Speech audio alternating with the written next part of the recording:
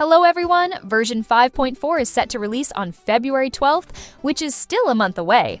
However, we've already received all the information about what we'll get in the 5.4 update from beta testers. This is going to be a compilation video and will include some details we've already discussed in previous videos. So feel free to use the timestamps if you're here for something specific. And let's take a look at everything we'll be getting in the next update, including the banners, events, Primogem counts, and more. Before we begin, let me remind you that the banners for Mavwika and Sitlali are currently live on the servers. And if you're planning to pull for them but are running low on Primogems, check out lootbar.gg for a way to save some money. Lootbar is a great way for topping up in games like Genshin Impact and Honkai Star Rail, as you can save up to 20% on all top-ups by using favorable exchange rates. Lootbar is in direct partnership with authorized top-up partners of Hoyoverse and has over 100,000 users with 16,000 plus positive reviews, so it's completely safe and secure. And make sure to check the link in the description or the pinned comment for an extra 5% discount. Now, moving on to the 5.4 overview. The 5.4 update will be a filler patch, meaning we won't get any new map expansions or major quests like a continuation of the Traveler and Daneslef's storyline. So in terms of content, it's going to be pretty dry. However, let's take a look at everything we'll get in the 5.4 update.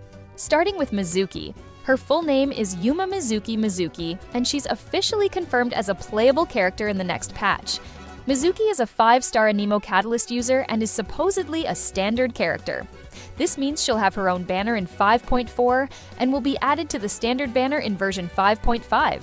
You can skip her banner if you'd like, since she'll eventually be available when you lose a 50-50. However, if you love her design or are worried about when you'll get her, since losing a 50-50 to a specific character is never guaranteed, you can pull for her. Also, there are some rumors in the community that she might be given for free, but I doubt that will happen. We recently received a free standard 5-star character or our choice during the 4th anniversary, so it's unlikely Hoyoverse will do that again. As for how good Mizuki is as a character, here's a review from a beta tester. Mizuki has healing skills, the ability to group enemies which we haven't seen in recent characters, and provides decent support for swirl reactions. She can do a lot of things, but none of them stand out as her defining strengths. Mizuki feels like a character who barely meets the minimum requirements to be a playable character. She's like a house for sale in an old town. At first glance, everything seems fine. But inside, the wallpaper and furniture are astonishingly outdated, the stairs and floors creak, and yet, well, at least the electricity and heating system work. The beta tester also mentioned that playing as Mizuki felt so dull, they almost fell asleep. They're confident even a baby could control her and achieve 100% of her potential. To play Mizuki effectively, all you need to do is have other characters apply elements to enemies, then swap to Mizuki, press Q and E, and use the arrow keys. Congratulations, you're now a pro Mizuki player.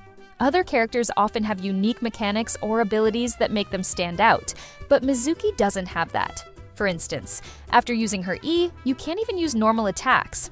My final thoughts on her is that she's not bad, but she's not great either. If you get her by accident or lose a 50-50, she's fine, but I wouldn't recommend spending Primogems specifically to pull for her. Moving on to the banners, the source of this information is Flying Flame, a reliable figure in the community.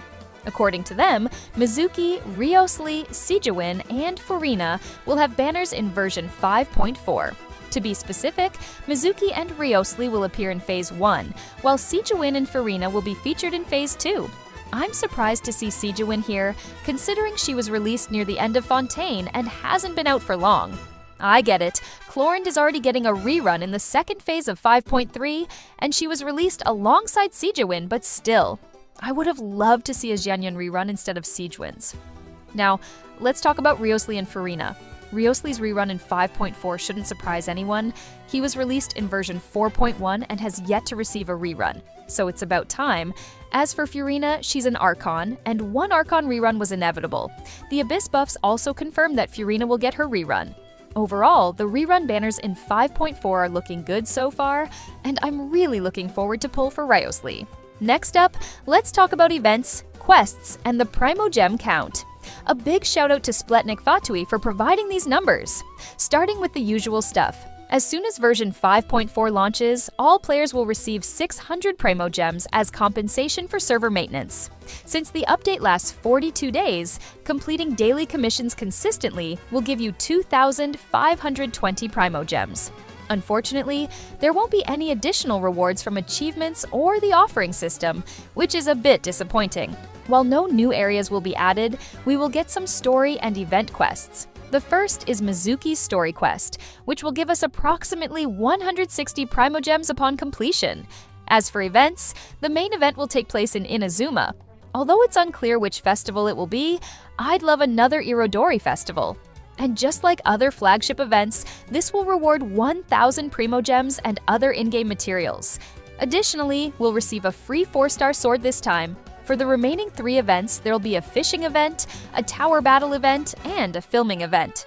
Combined, these events will grant 2,420 Primogems.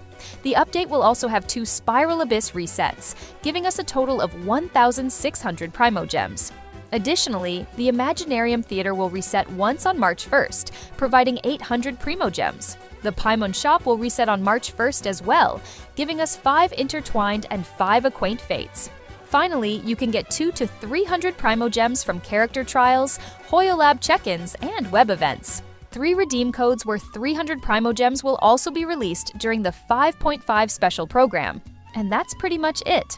Now, when you add everything together, free-to-play players can expect to receive around 9,350 Primogems, which is equivalent to 58 pulls. This isn't even enough to hit soft pity, let alone guarantee a 5-star character, so considering the limited Primogems in 5.4, you might want to skip Mizuki's banner and save for reruns, especially since many of you will likely be low on Primogems after pulling on 5.3 banners.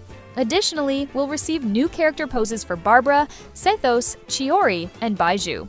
The quality of life changes in the 5.4 update aren't particularly noteworthy, so I'll skip those for now. There are also rumors about an Inazuma Chronicled Wish banner in 5.4, but it's not confirmed yet. But similar to the other Chronicled Wish banners, Inazuma 2 will feature a mix of limited characters from Inazuma along with the usual standard banner characters. Now, let's talk about the limited characters we might see. Kokomi hasn't appeared on any banner since version 3.8 in Sumeru.